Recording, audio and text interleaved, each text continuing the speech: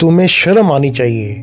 ہم لوگ تمہیں اپنا سمجھتے تھے، اپنا محافظ سمجھتے تھے، اپنا رکھوالا سمجھتے تھے، تمہیں بہت عزت دیتے تھے، اپنا بڑا سمجھتے تھے، عقل مند سمجھتے تھے کہ تم بہترین فیصلہ کرنے والے ہو.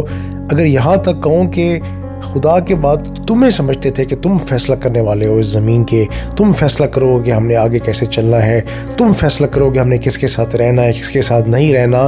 تمہاری عقل پر ہمیں ہمیشہ ناز تھا، تمہارے فیصلوں پر ہمیں ناز تھا، تمہاری کامیابیوں پر ہمیں ناز تھا. وہ کامیابیاں سچی تھیں، جھوٹی تھیں، بیانیہ تھا، جو بھی تھا، ہم تم پہ فخر کرتے تھے. لیکن تم نے ہمارا سارا فخر چکنا-چور کر دیا. تم ہمارا بجٹ کھاتے تھے، لیکن ہم تب بھی تمہیں ڈیفینڈ کرتے تھے کہ تم کم کھاتے ہو، تمہارا پیٹ زیادہ بڑا ہے، تمہاری بھوک زیادہ بڑی ہے، ہم تمہیں کم دیتے ہیں. ہم تب تمہیں ڈیفینڈ کرتے تھے. تم ہمارا بزنس کھا گئے، ہم نے تب بھی تمہیں ڈیفینڈ کیا کہ بھائی تمہاری مجبوریاں ہیں، تم نے ہتھیار خریدنے ہیں، تم نے ملک کو بچانا ہے. ادھر انڈیا ہے، ادھر افغانستان ہے، ادھر ایران ہے، ادھر امریکہ ہے، ادھر چائنا ہے، ادھر رشیا ہے، پتہ نہیں کیا کیا تم ہمیں بتاتے تھے اور ہم کہتے تھے ہاں تم ٹھیک کہہ رہے ہو، اس کے لیے تمہیں پیسہ چاہیے. ہمیشہ تمہارا ساتھ دیا، تمہارے بیانیے کا ساتھ دیا. تم سب کچھ کھاتے گئے لیکن تمہارا پیٹ نہ بھرا.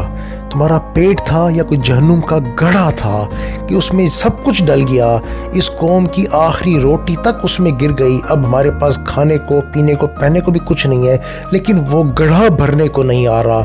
وہ گڑھا یہ ملک کھا گیا لیکن وہ گڑھا بھرنے کو نہیں آ رہا. ہمیں شرم آتی ہے تمہاری نیت پر کہ وہ اتنی پلید تھی کہ تم نے جھوٹے بیانیوں سے ہمیں ہمیشہ ڈرا کر رکھا، کبھی انڈیا سے، کبھی ایران سے، کبھی کسی اور ملک سے. چلو وہیں تک ہی ٹھیک تھا، وہ ڈر ہی کافی تھا، اسی ڈر کے ساتھ ہم اور ہماری نسلیں زندگیاں گزار لیتے. لیکن تم نے آج ہم سے ہمارا روزگار چھین لیا ہے، ہم سے ہمارا کاروبار چھین لیا ہے، ہماری نوکریاں چھین لی ہیں. ہمارے بچے، ہم تمام لوگ بیٹھے ہیں اپنے گھروں میں، نکال دیے گئے ان اداروں سے جن میں ہم کام کرتے تھے. آج ان کے پاس کام نہیں ہے، وہ اپنا مال کہیں بیچ نہیں سکتے، وہ کچھ امپورٹ کر کے کچھ بنا نہیں سکتے. فیکٹریوں کی فیکٹریاں بند ہو گئی ہیں، مزدوروں کے مزدوروں کو نکالا جا رہا ہے. لیکن اس ملک میں اگر آج بھی کوئی ادارہ ترقی کر رہا ہے تو وہ فوج کا ادارہ ہے، جس کی نہ آسائشوں میں کمی ہوئی ہے، جس کی نہ عیاشوں میں کمی ہوئی ہے. ابھی بھی عیاشوں کے اڈے آپ کے فل آن چل رہے ہیں، ہر شہر میں، ہر علاقے میں. کہاں آپ کے عیاشی کے اڈے نہیں ہیں، بہترین طریقے سے رن کر رہے ہیں. اگر نہیں کر رہا تو ایک عام پاکستانی کا گھر، 21 کروڑ پاکستانیوں کا گھر اس وقت مشکل حالت میں ہے. اور اب ہم آپ کو پاکستانیوں میں نہیں گنتے.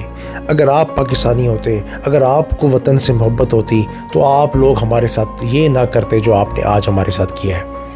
اور ہمیں معلوم ہے کہ آپ کو ہمارا ڈر نہیں ہے، اور وہ ڈر اس لیے نہیں ہے کہ ہتھیار آپ کے پاس ہے اور ہم نہتے ہیں. ہمارے پاس ہتھیار نہیں ہے، لیکن ہم آپ کو یہ کہہ دینا چاہتے ہیں کہ آپ اگر ہم سے نہیں ڈرتے تو آپ اللہ سے ڈریں اور اللہ کے عذاب کا صرف انتظار کریں. آپ نے تاریخ میں پڑھا ہے نا کہ جب اللہ تعالیٰ لوگوں کو موقع دیتا ہے لوگوں کی سربراہی کرنے کا اور پھر وہ باز نہیں آتے، ڈھیل پہ ڈھیل ملتی رہتی ہے لیکن باز نہیں آتے، اپنے کرتوت ٹھیک نہیں کرتے، تو اللہ تعالیٰ ان کو نیست و نابود کر دیتا ہے. اب آپ کی باری ہے اور ہماری آنکھیں دیکھیں گی آپ کو تباہ و برباد ہوتا ہوا. ایسا نہیں ہوگا کہ آپ کا حساب صرف آخرت میں ہوگا اور تب تک ہم انتظار کریں. انشاءاللہ یہ فلم ہم اپنی آنکھوں سے دیکھ کے مریں گے.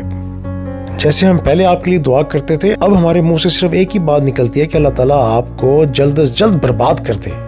آپ کا کاؤنٹ ڈاؤن سٹارٹ ہو گیا ہے. اگر بچیں گے ہم لوگ نہیں تو چھوڑیں گے آپ کو بھی نہیں انشاءاللہ.